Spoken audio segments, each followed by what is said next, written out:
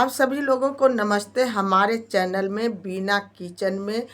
और आप सभी हर हर महादेव ज़रूर कमेंट बॉक्स में हमेशा की तरह ज़रूर लिख के भेजना। आज बात करते हैं माघ पूर्णिमा से लेकर के स्नान के विषय में। हमें माघ स्नान के विषय में किन किन बातों का ध्यान रखना चाहिए और क्या क्या करना चाहिए। पहले बता दें, माघ पूर्णिमा के दिन से ही स्टार्ट हो जाता है, पुष पूर्णिमा के दिन से ही स्टार्ट हो जाता है और पूर्णिमा तक ही रहती है, क्योंकि माघ पूर्णिमा तक ये स्नान चलती है 1 महीने का। पहले बता दें कि माघ पूर्णिमा में सुबह उठकर जल्दी उठ करके सूर्योदय होने से पहले हमें स्नान ध्यान कर लेना चाहिए, और वो भी ठंडे पानी से करना चाहिए। गंगा जल डाल करके, काला तिल डाल करके ही स्नान करना चाहिए। स्नान करने के बाद हमें पूजा पाठ करना चाहिए, मंत्र जाप कर। माघ के महीना में स्नान के दौरान सुबह स्नान ध्यान करके सूर्योदय से पहले सर्वप्रथम पूजा हमें सूर्य देवता का करना चाहिए। उसमें काला तिल डाल करके सूर्य भगवान को जल चढ़ा करके ही तब दूसरा पूजा करें।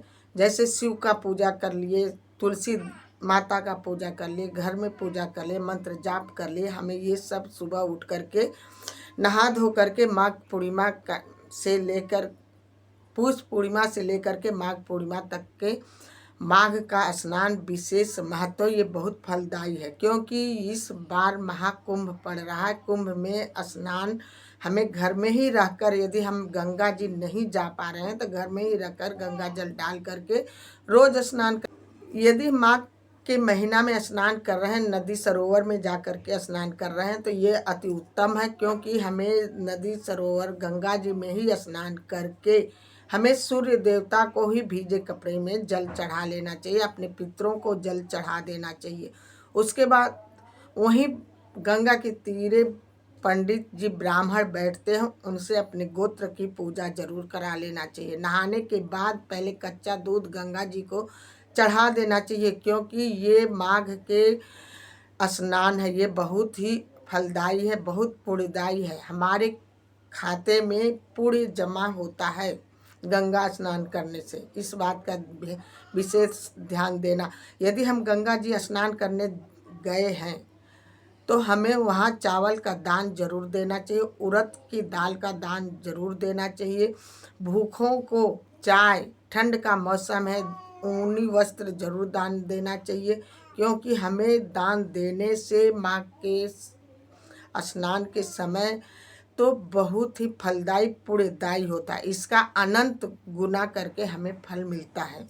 माघ के स्नान में महाकुंभ पड़ रहा है, इलाहाबाद में महाकुंभ लग रहा है। आप लोगों को जाना चाहते हो तो जा करके स्नान कर लेना, क्योंकि ये बहुत ही पुण्यदायी है समय रहते हुए। क्योंकि बहुत लोग सोचते हैं कि हम बहुत बुजुर्गवार हो जाएंगे तब जाएंगे, अभी हमारा उम्र नहीं हुआ है।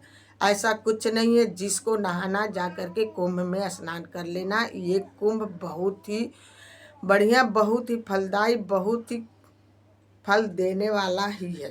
पहले बता दें, यदि हम कुंभ स्नान जा रहे हैं, यदि घर में माघ का स्नान कर रहे हैं पूरा 1 महीने का, तो लहसुन प्याज त्याग देना चाहिए। हमें लहसुन प्याज नहीं खाना चाहिए, और हमें जल सुबह सूर्योदय से पहले ही नहा करके सूर्य देवता को जल चढ़ा करके तुलसी माता को जल चढ़ाना चाहिए, पूजा पाठ करना चाहिए। मंदिर पास में है तो मंदिर पूरा 1 महीने जा कर के पूजा पाठ करना चाहिए। क्योंकि हमें क्या नहीं खाना चाहिए, हमें लहसुन प्याज बिल्कुल त्याग देना चाहिए। जो क्यों ये भी होता है कि पूरे घर में लहसुन प्याज सब नहीं छोड़ पा रहे, तो कोई बात नहीं, सबको खाने दो, लेकिन जो स्नान कर रहे हैं माघ का उनको छोड़ देना चाहिए, क्योंकि लहसुन प्याज छोड़ देना चाहिए। और घर के अंदर सब नहीं मानते हैं कि लहसुन प्याज नहीं खाना चाहिए, खाना भी चाहिए। कि सर्दी का मौसम है, अदरक लहसुन प्याज ये सेहत के लिए बहुत फायदेमंद है, तो खाना चाहिए। आप जो स्नान कर रहे हैं माघ का, उनको बचाना चाहिए, बाकी सबको खाने देना। माघ के महीना में यदि हम स्नान कर रहे हैं, घर पर ही रहकर गंगा जी नहीं पहुंच पाए, तो हमें विशेष बात, माघ के महीने में स्नान करते हुए हमें दान पुण्य जरूर करना चाहिए। माघ के महीने में काले तिल और गुड़ का दान विशेष है, ज़रूर देना। चावल का दान, उड़द का दाल, मूंग का दाल ज़रूरतमंद को ही देना, क्योंकि ये ऐसा ना हो कि जिसके पास बहुत कुछ है, भरा पड़ा है, तो उसी को दान दे। ऐसे लोगों को दान देना जिनको ज़रूरत है। ठंड का मौसम है, ऊनी कपड़े का दान देना, कम्बल का दान देना। जैसे आपकी बजट है उसी के हिसाब से दान देना, क्योंकि दान